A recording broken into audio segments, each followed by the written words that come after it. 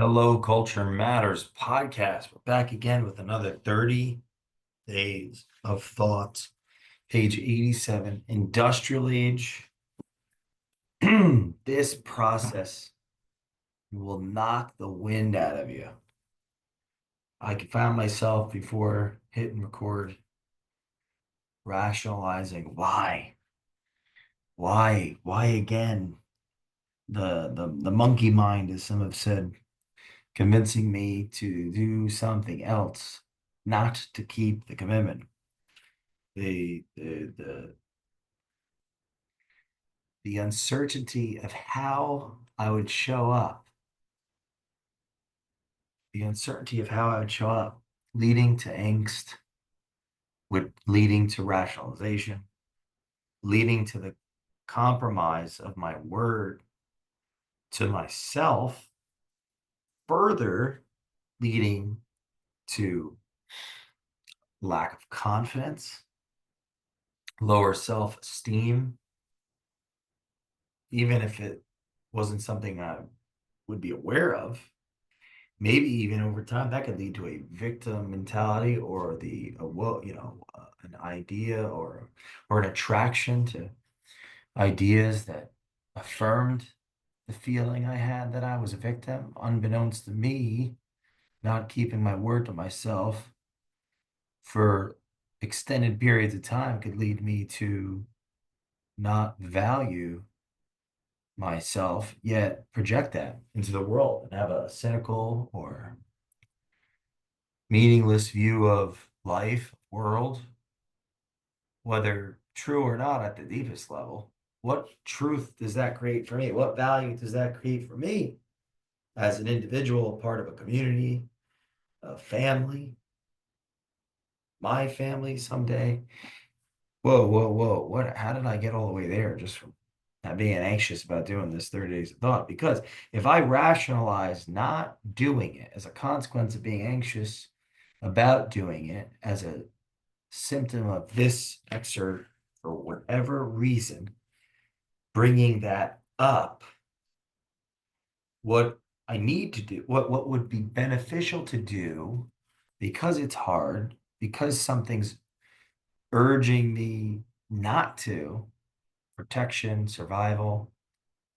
I must do it to grow, to evolve. And if I don't, what are the consequences of not keeping my word to myself? Well, if I do that long enough, I'm not going to feel strong in myself, as well as others are observing my behavior.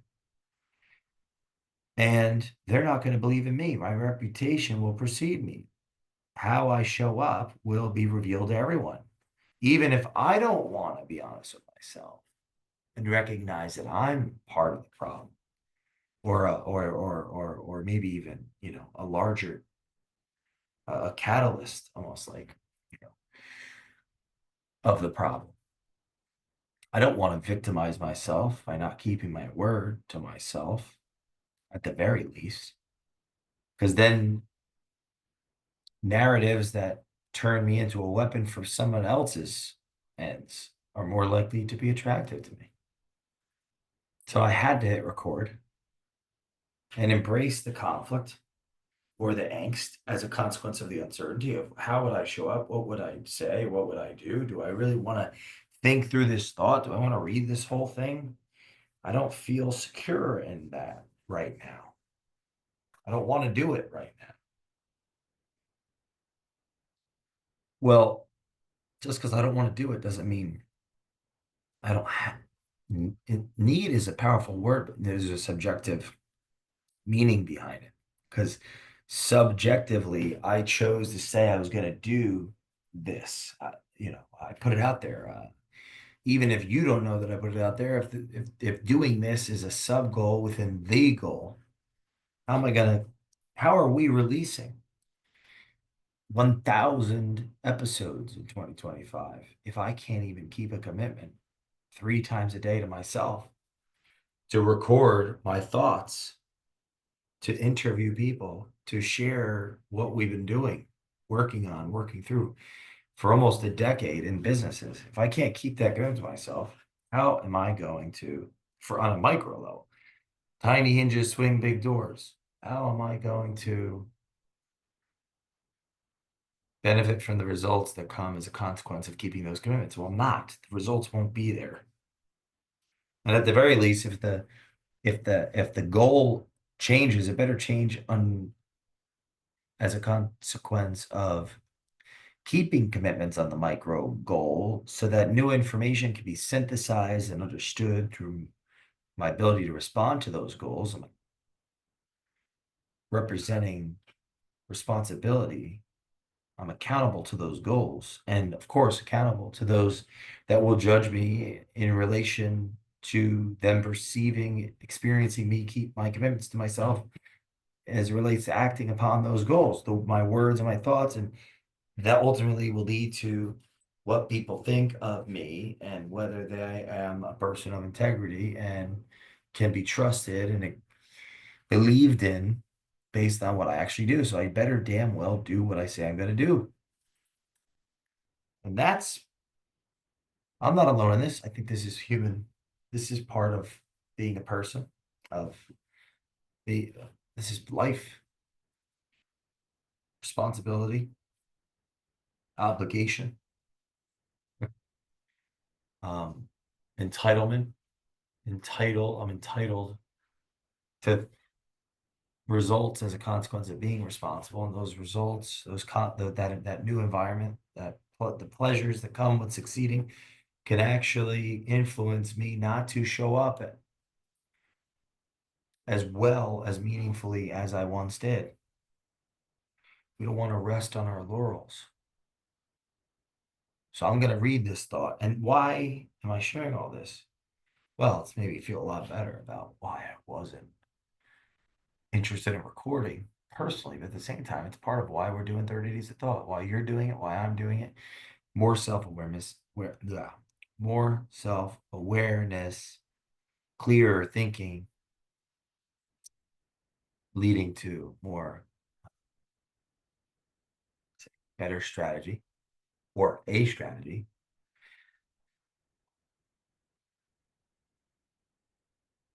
Authenticity,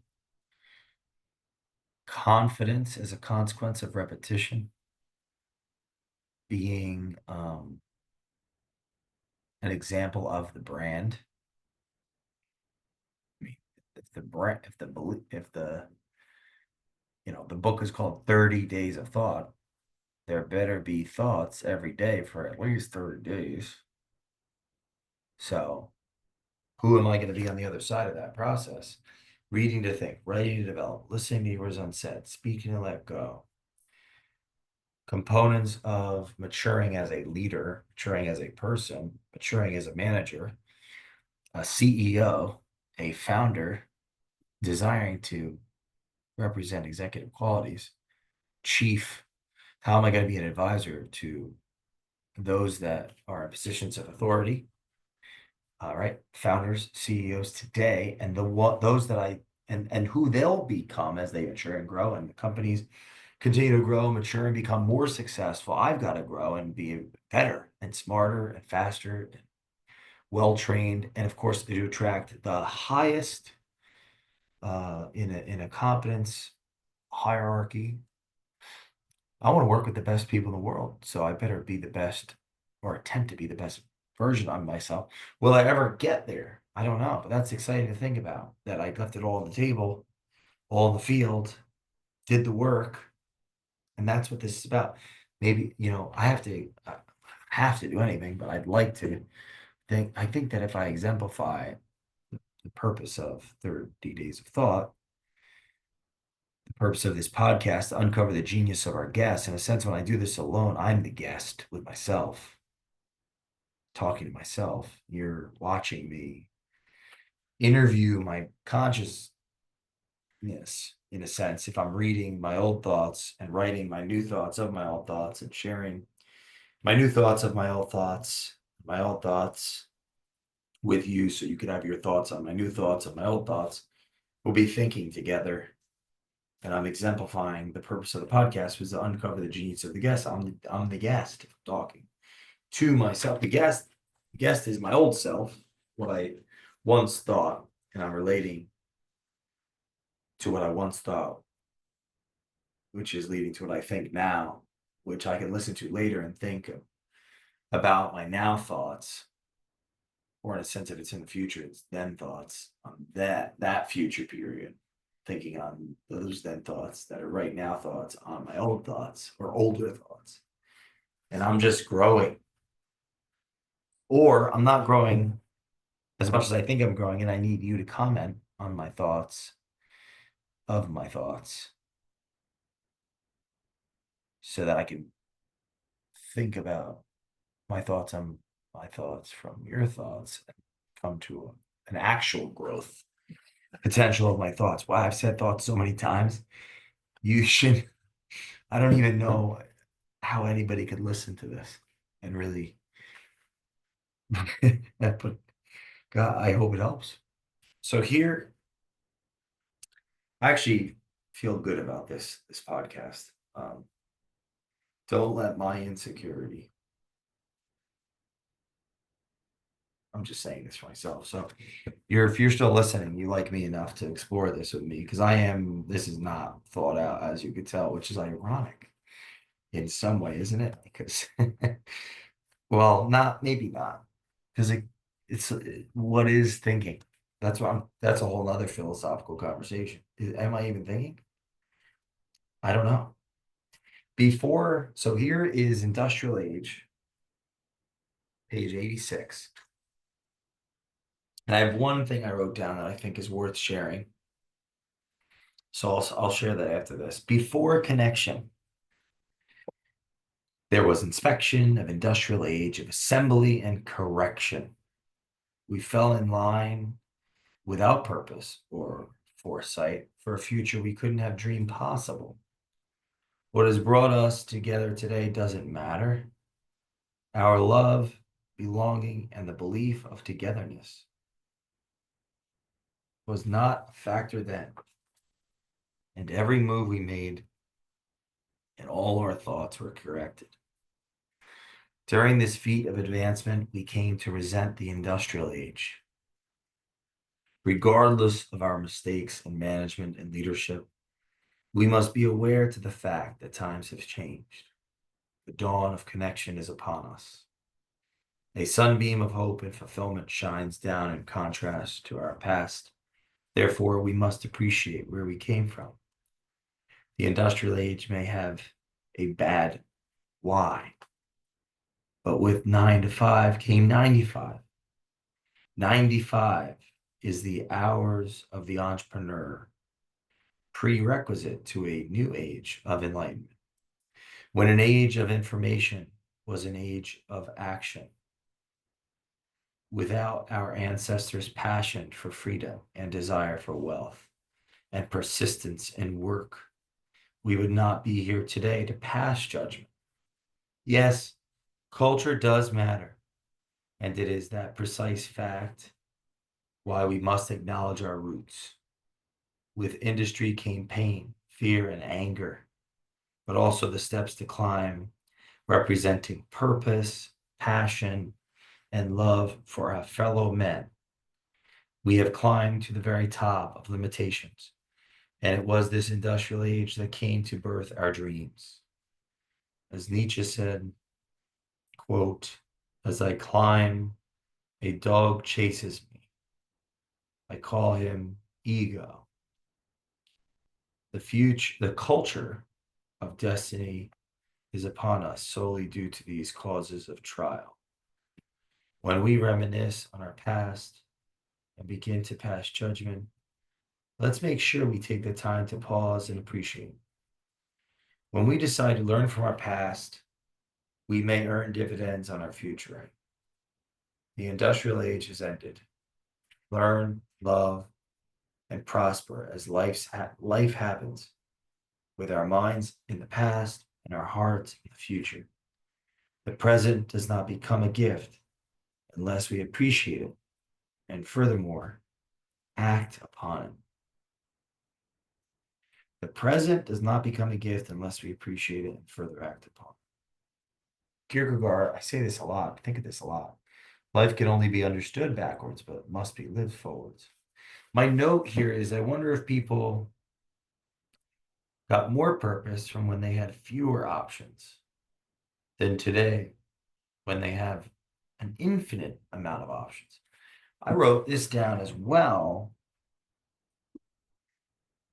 We can gripe on the past law, or what if, in a different age, like culture's responding to, right? It's reacting to things.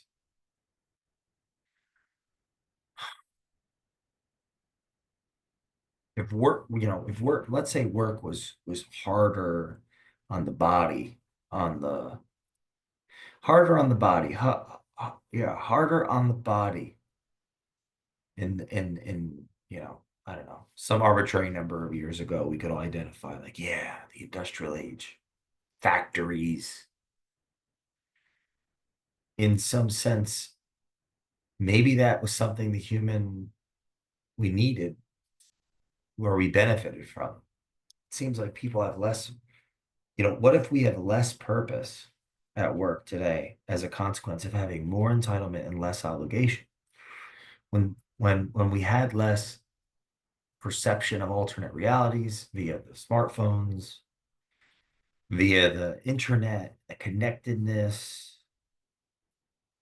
there are less options. So more options. What if more options have an inverse relationship with purpose? Like, even if the organization has no clear purpose, if I'm sacrificing my life for work in a factory, but I'm doing it for my kids to not die because their life literally depended on it. And it's, I believe in God. I believe in more than what I can conceive. I mean, how else am I going to cope with the environment that I'm thrust into as a human being? It's suffering in physical, mental, emotional circumstances. May end up having more meaning being with less option, more obligation, forces responsibility. I'm accountable to my faith. I'm accountable to my offspring. I'm less informed. I'm more responsible. More meaning. Now, I'm just following. I'm going to explore, thought experiment. Now I've got more information, more, more psychological options afforded to me, more possibilities of how I could live. I'm in less fight or flight as a human being. I may even have less children, and I may not even believe in God, a God, like whatever God that is. This is all I have. This is all I think I have. This is all I believe I have. And it's not as hard as it's not hard on my body like it once was. So I might, what if that sows the seeds of because I'm entitled, the feeling of I am entitled to more because I have more, got less pain physically, less pain. I've got more opportunity for resentment and nothing to cleanse it, like God cleansing resentment, or forgiveness cleanses resentment. Forgiveness is a consequence of, believing in something bigger than myself, leading me to all sorts of things that don't make any sense from a competitive, rational tit for tat standpoint as a human being, competing with other human beings that I don't owe anything to, and they don't owe anything to me. So what helps me cooperate in the world interpersonally with strangers, even those that are non-strangers, are these beliefs and these values, this way to this way to orient myself in the world, burden the big questions that are unanswerable that I simultaneously desire answers for. And work is a part of that journey. Identity, reconstruction, you know, interpersonal relationship cultivation, family, community, civilization. I'm a part of a group within a group within a group within a society, within a civilization, within a time period. So simply, obligation leads to responsibility. Entitlement opens up sows the seeds of resentment. Resentment undermines trust. Trust is needed for conflict. Conflict is needed for values exchange and external creation, advancement, productivity, cooperative competition. Um, you know, the industrial age, yeah, yeah. We have this meaning crisis. So now companies have to do something that, or are called to give people what the society isn't necessarily even giving, something to believe in. The, the even below awareness, people are there's a void of meaning on a macro and a meta level. Then on a micro corporate level would be a call or to action for that meeting, maybe even lead to an overemphasis where now it's all about the employees. And ironically, we're entitling them more and we're missing the forest for the trees, making it worse, not focusing on the customer, over focusing on the employee as a consequence of not focusing, of reacting as corporations to the void of meaning culturally and from a civilization standpoint, which makes it even harder to work because that's not the way work works. It's about the customer, it's about sacrifice, it's about obligation, responsibility. And we're more entitled, more resentful. And on every level, more entitled and would lead to more resentful because we don't know what to do with our energy. We don't know what to do with our energy. So there are pros and cons. This isn't like I don't even think it's the end of the world kind of thing, or it's a bad thing necessarily. It's just a part of maybe the cocoon is cracking and the butterfly is going to come out and it's going to live for a period of time until it dies. But we're not even at the butterfly. We're I don't even know if the cocoon is cracking yet. Maybe we're inside of the cocoon and just, there isn't the meaning is like when it starts to crack and we can see outside and there's an excitement, but we're still kind of suffering. I guess it's a call to action in the individual, sure, but that's always there. But like, what can corporations do? Corporations could, it's a higher call to responsibility and obligation, but yet the whole culture is like, sell your company, buy a company, build, not buy, not build. It's like, buy, not build. Dude, builds you up to burden the responsibilities that come with the ownership. What does ownership even mean? You own it. You have to be engaged. You have responsibilities. You're obligated to other people.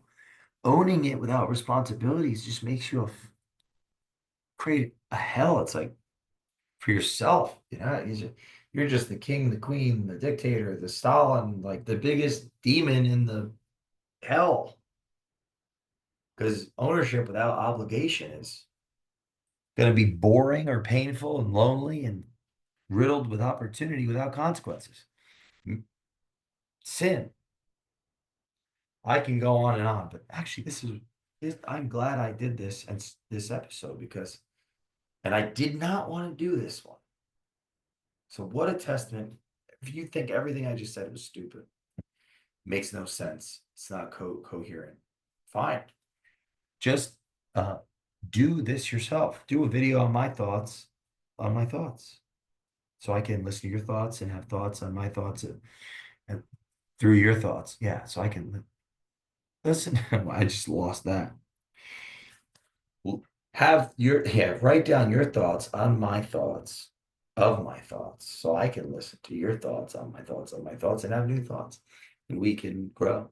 or think we're growing and need to hear those that we don't want to hear if we're really growing.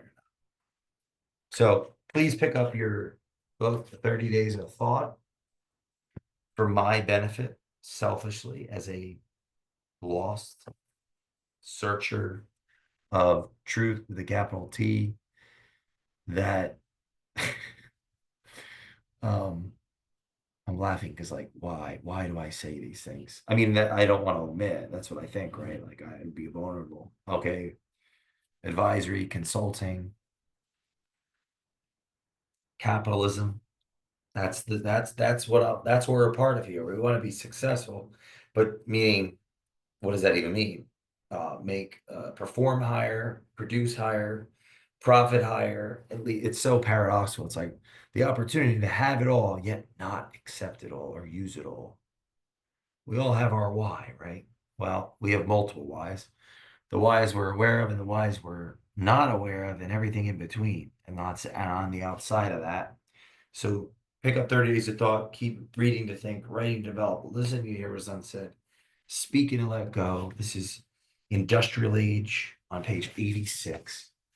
And these are my thoughts. And I'll see you next time. Please leave us a review on the Culture Matters podcast. And one last thing, I recorded this today because, yeah, that's why I was so down, I think. But too, I had a meeting for an interview, no show. It's like Peterson's Maps of Meaning. There was